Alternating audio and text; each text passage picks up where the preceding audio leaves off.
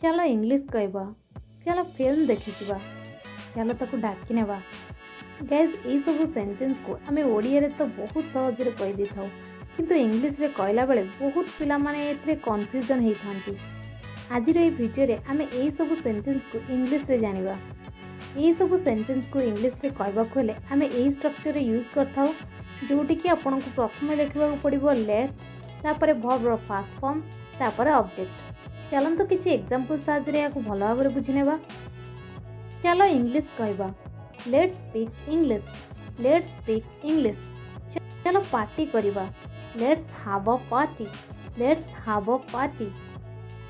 चलो यह को करबा, let's do it, let's do it. चलो ताको डाकी नेबा, let's call him as well, let's call him as well. चलो कथा हेबा, लेट्स टॉक, लेट्स टॉक।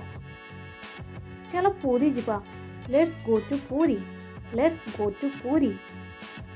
चलो देखिबा, लेट्स सी, लेट्स सी। चलो फिल्म देखी जिबा, let's go to watch movie, let's go to watch movie. चलो एबे जिबा, let's go now, let's go now.